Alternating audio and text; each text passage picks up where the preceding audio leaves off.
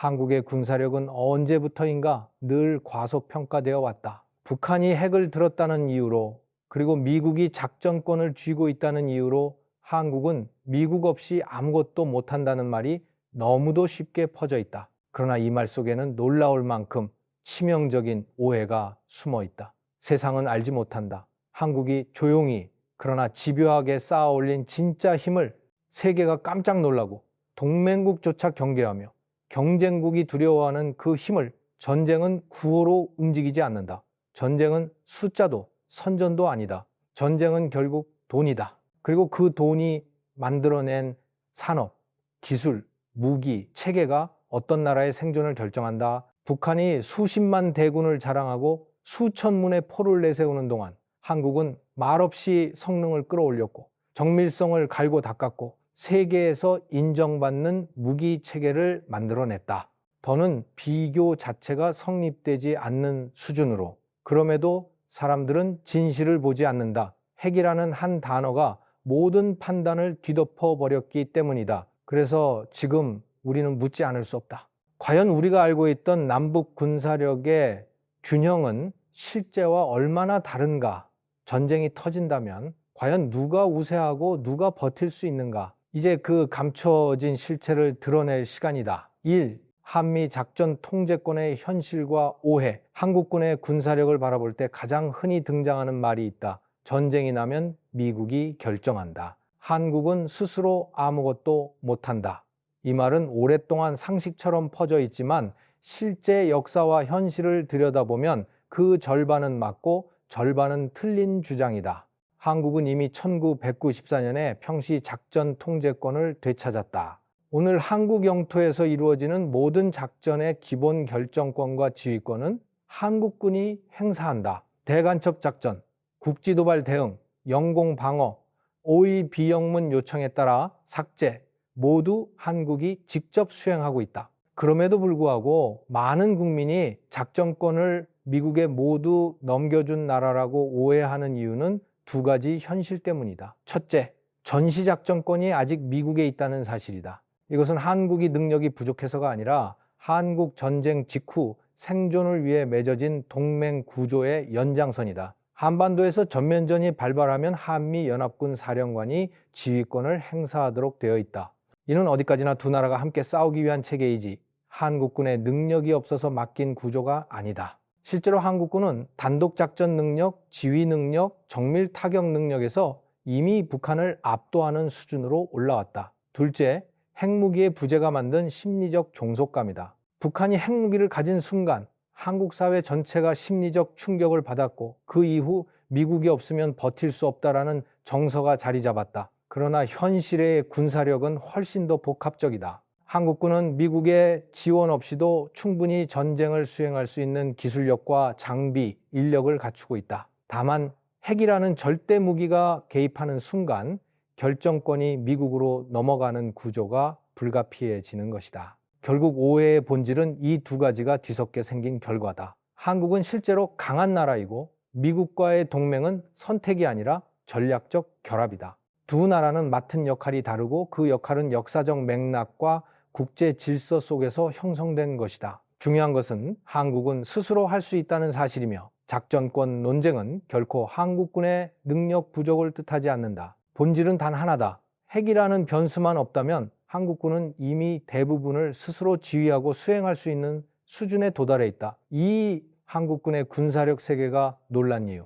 한국군이 세계의 주목을 받기 시작한 것은 단순히 장비를 많이 보유했기 때문이 아니다. 세계가 놀란 이유는 짧은 시간 안에 군사력을 압축 성장시킨 유일한 사례이기 때문이다. 냉전 이후 대부분 국가가 군비를 축소할 때 한국은 분단이라는 특수한 환경 속에서 기술과 산업을 끊임없이 무기체계로 흡수했다. 이것이 바로 한국군의 진짜 힘이다. 무기가 단순한 철덩어리가 아니라 국가 산업과 기술력의 총합이라는 것을 한국은 몸소 증명해 왔다. 한국의 강점은 무엇보다 기술 기반이다. IT 산업과 반도체 기술, 그리고 세계 최고 수준의 조선 능력은 전투기, 전차, 함정, 잠수함 등 거의 모든 무기 체계에 직접적 영향을 미쳤다.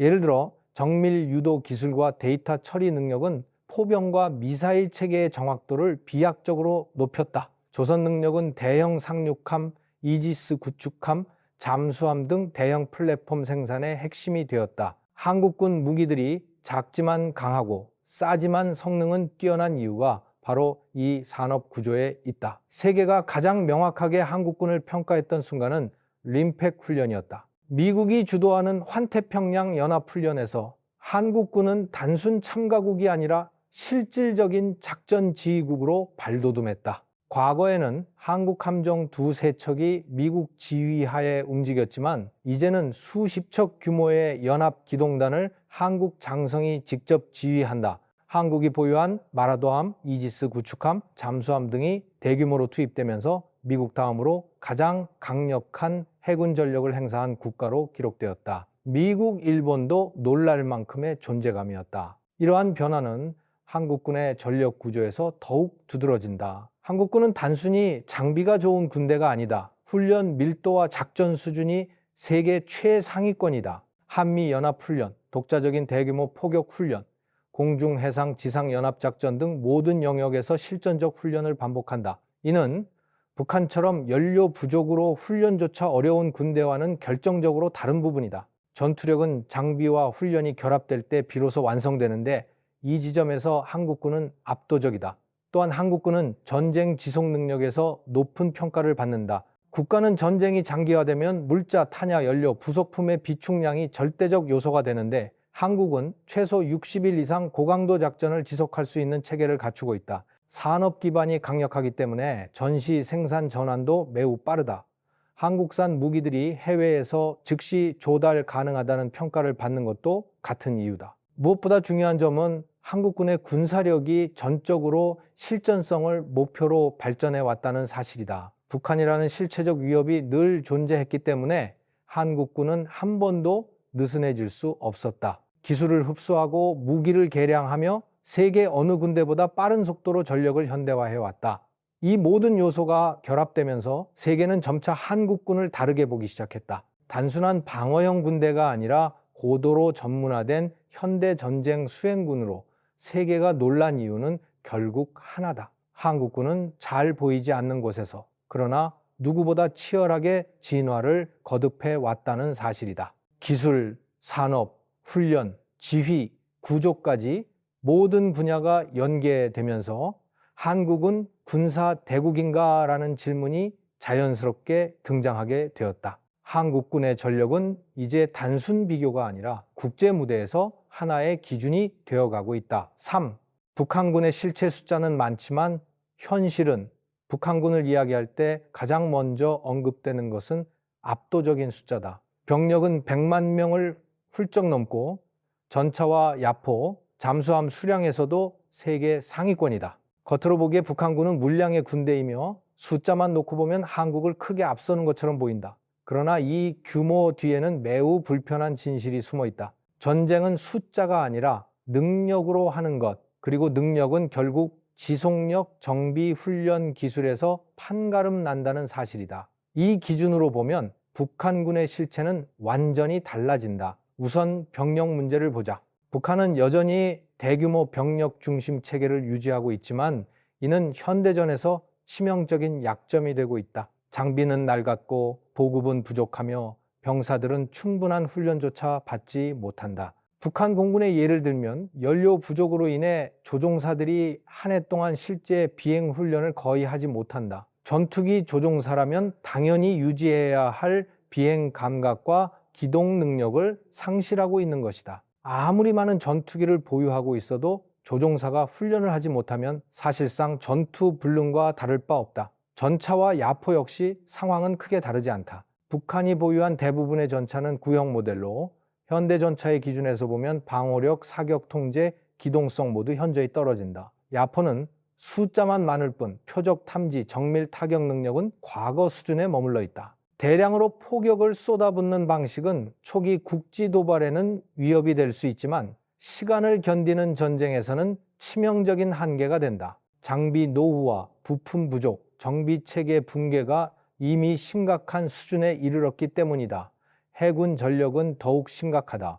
북한은 세계에서 가장 많은 잠수함을 보유한 국가로 알려져 있지만 대부분이 소형, 구형 디젤 잠수함으로 작전 지속 시간과 은밀성 모두 매우 낮다. 정비가 되지 않아 실제로 바다에 나갈 수 없는 잠수함도 많다. 반면 한국군은 최신형 잠수함을 보유하고 있으며 잠수함 운용 기술도 국제적으로 인정받고 있다. 북한의 잠수함 숫자가 많다는 사실은 위협 요소가 될 수 있으나 숫자가 실전성으로 이어지지 않는다는 점이 핵심이다. 북한군의 가장 큰 문제는 경제력 부족이 만든 구조적 붕괴다. 돈이 없으니 훈련을 못하고, 훈련을 못하니 능력이 떨어지고, 능력이 떨어지니 전쟁 지속 능력도 붕괴한다. 북한 함정들이 녹슬고 장비가 방치되고 포병이 탄약 부족을 겪는 것은 어제 오늘 일이 아니다. 북한군 전체가 구조적으로 노후한 장비와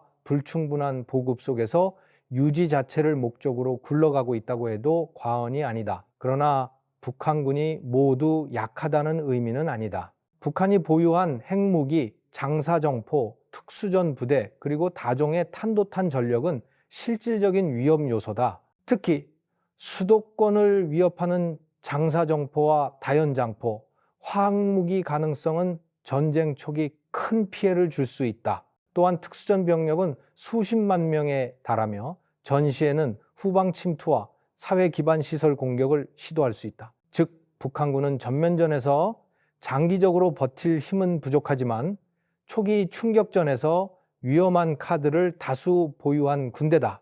결국 북한군의 실체는 이렇게 정리된다. 많아 보이지만 약하며 약해 보이지만 위험한 군대.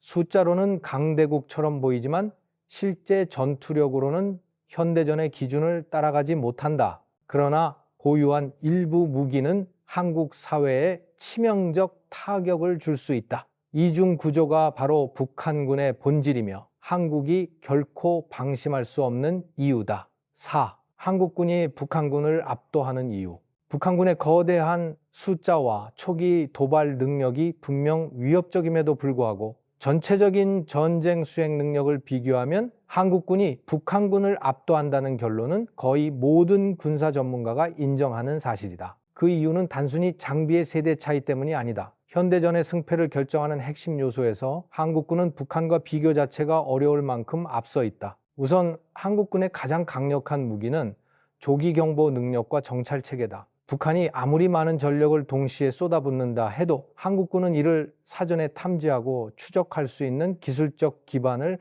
갖추고 있다. 지상 레이더, 공중 조기경보 통제기, 해상 감시체계가 통합되어 움직이며 원거리에서 접근하는 목표를 즉시 식별하고 타격할 수 있는 능력이 있다. 북한이 전력을 몰아붙인다는 가정은 이러한 감시체계를 무시하는 상상 속에서만 가능하다. 한국군은 이미 전장을 실시간으로 바라보고 적이 움직이기 전에 먼저 대응할 수 있는 위치에 서 있다. 둘째, 한국군은 정밀 타격 능력에서 압도적 우위를 가진다. 북한이 수천 발의 포를 일시에 쏟아붓는 방식이라면 한국군은 수십 발의 정밀 탄약으로 핵심 지휘부와 원점을 제거하는 방식이다. 현대전에서 정밀성은 숫자보다 훨씬 중요하다.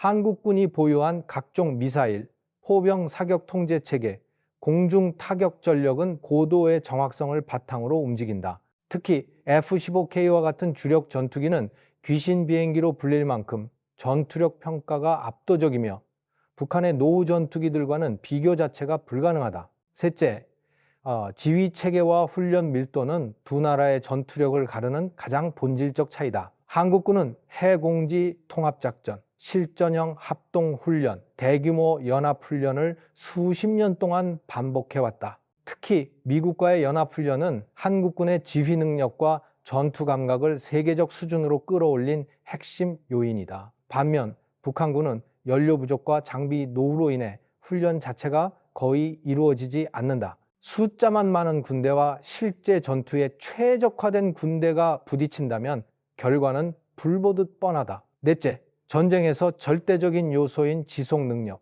즉 돈과 산업도 한국군의 압도적 우위 요소다. 북한은 전쟁이 장기화될 경우 보급, 정비, 연료 모두 유지하기 어렵지만 한국은 강력한 산업 기반과 풍부한 예산을 통해 전쟁 수행 능력을 안정적으로 유지할 수 있다. 전쟁은 기술과 산업의 싸움이며 유지 능력이 없는 군대는 초반 충격 이후 붕괴될 수밖에 없다. 마지막으로 한국군은 융합된 작전 체계를 가진 현대군이며 북한군은 여전히 과거식 구조에 머물러 있다. 감시 타격, 지휘 보급이 하나의 흐름으로 연결된 한국군의 전쟁 체계는 북한이 따라올 수 없는 구조적 우위다. 결론적으로 북한이 위협적인 무기를 갖고 있음에도 한국군이 압도적인 이유는 단순한 장비 숫자의 문제가 아니라 전쟁 전체를 수행할 수 있는 능력의 차이 때문이다. 전장을 보는 눈, 정확하게 때릴 수 있는 손, 전쟁을 지휘할 수 있는 머리, 그리고 전쟁을 지속할 수 있는 몸, 어울영문,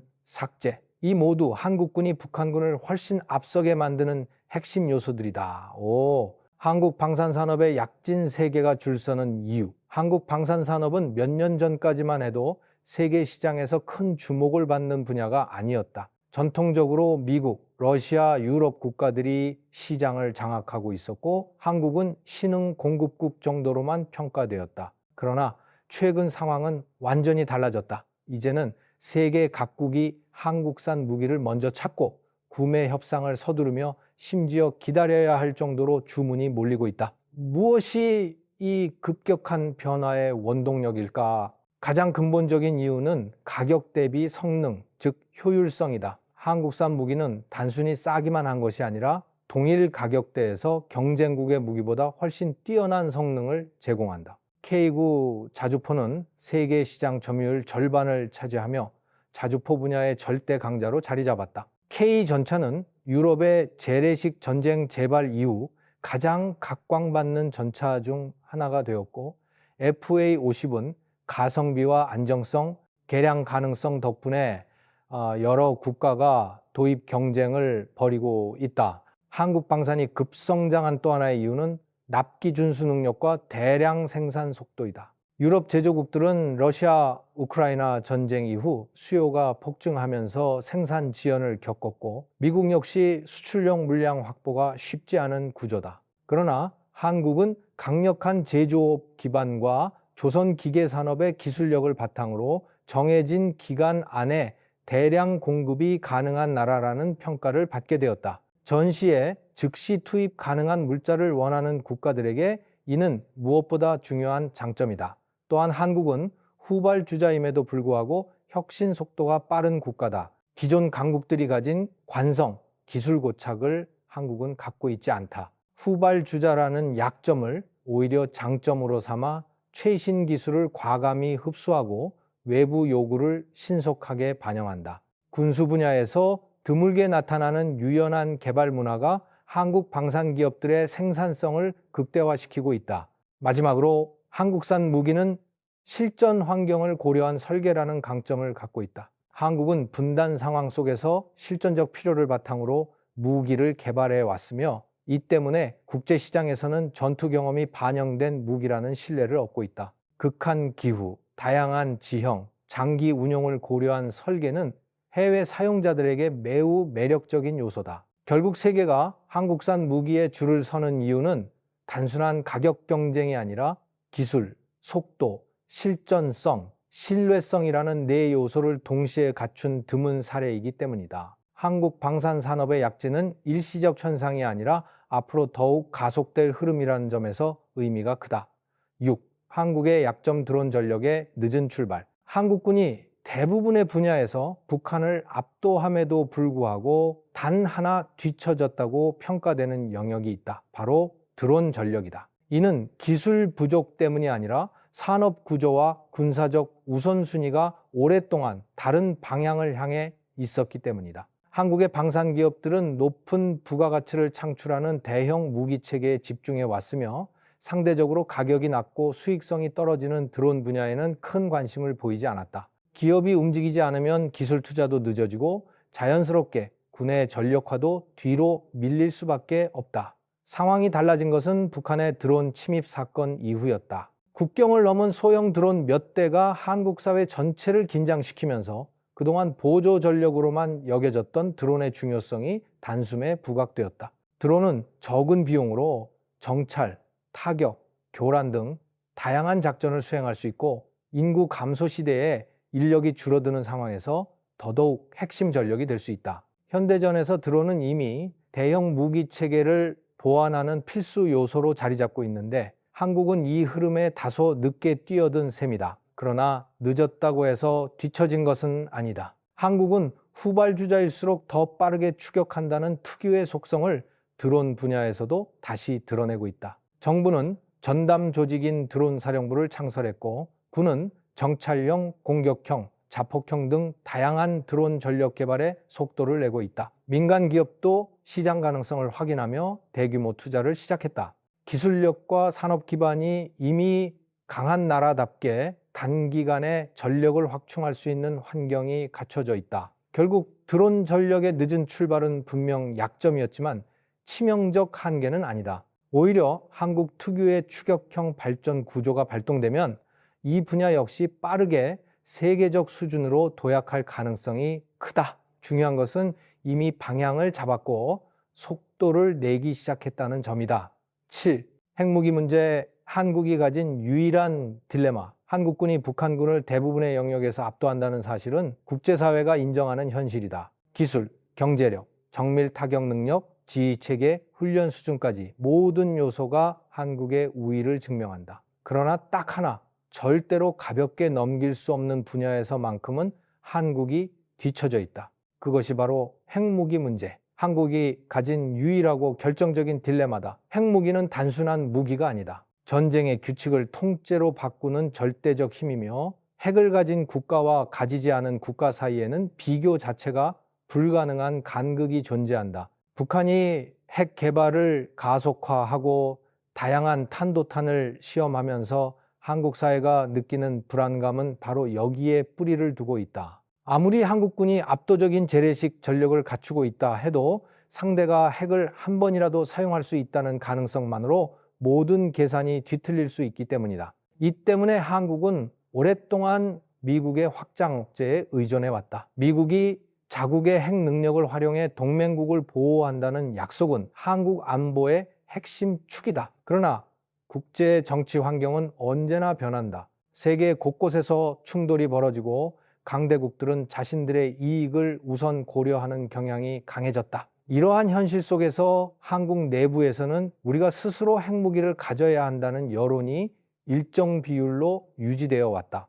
국민들은 북한의 핵 능력이 현실화되는 속도에 비해 외부의 억제력만으로 국가 생존을 맡길 수 있는지 의문을 품고 있다. 그러나 핵무장 문제는 단순한 선택지가 아니다. 국제 제재, 외교적 고립, 경제적 충격까지 고려해야 한다. 한국 같은 무역 국가에게 이러한 위험은 치명적일 수 있다. 동시에 핵무장을 하지 않을 경우 감내해야 할 안보 불안도 결코 가볍지 않다. 이처럼 어느 쪽을 선택하더라도 대가가 존재하기 때문에 한국은 핵 문제에서 유독 복잡한 딜레마에 빠져 있다. 그럼에도 불구하고 중요한 사실은 하나다. 한국군의 압도적 재래식 전력과 탄탄한 경제력 그리고 강력한 동맹 구조가 북한의 핵 사용 가능성을 최대한 억제하는 역할을 하고 있다는 점이다. 북한 역시 핵무기 사용은 곧 체제 붕괴와 직결된다는 사실을 잘 알고 있다. 이 억제 구조 속에서 한국은 핵 없이도 안보를 유지하고 있지만 동시에 미래의 선택을 두고 깊은 고민을 지속해야 하는 상황에 놓여 있다. 핵무기 문제는 한국 안보의 마지막 퍼즐이자 가장 어려운 과제다. 한국이 가진 모든 강점에도 불구하고 이 하나의 변수는 국가 전략을 끊임없이 흔들어 놓는다. 이 딜레마가 바로 한국이 앞으로 반드시 풀어야 할 역사적 과제다. 8. 전쟁을 막는 힘은 강력함이다. 전쟁은 인류의 역사에서 한 번도 사라진 적이 없다. 그리고 그 중심에는 언제나 힘의 균형이 있었다. 한국이 오늘날까지 전쟁을 피하고 번영을 이어올 수 있었던 이유는 운이 좋아서가 아니다. 기술을 쌓고 군을 현대화하고 경제를 성장시키며 강력함을 유지해왔기 때문이다. 이것이 바로 전쟁을 막는 가장 확실한 힘이다. 북한의 수많은 위협 속에서도 한국이 흔들리지 않는 이유는 단순한 동맹 의존이 아니라 스스로 구축한 강력한 재래식 전력과 산업적 기반 덕분이다. 감시체계, 정밀 타격 능력, 바다와 하늘을 연결하는 통합작전, 그리고 무엇보다 지속 가능한 경제력이 모든 요소가 결합되어 한국은 어떤 도발도 억제할 수 있는 국가로 성장했다. 물론 핵무기라는 마지막 변수는 여전히 한국 안보의 가장 큰 숙제로 남아있다. 그러나 강한 군대와 튼튼한 동맹, 그리고 흔들리지 않는 국가 역량은 핵이라는 위협조차도 전략적으로 관리할 수 있는 기반이 된다. 전쟁을 피하고 싶다면 전쟁을 준비해야 한다는 역사의 교훈이 지금 이 순간 한국에게도 그대로 적용된다. 결국 결론은 단순하다. 강한 나라만이 평화를 지킬 수 있다. 한국이 앞으로도 전쟁 없는 한반도를 만들고 미래 세대를 지키기 위해서는 지금까지 쌓아온 힘을 더욱 공고히 하고 냉철한 현실 인식을 바탕으로 안보 전략을 이어가야 한다. 평화는 기도나 희망이 아니라 강력함 위에 세워지는 것이다.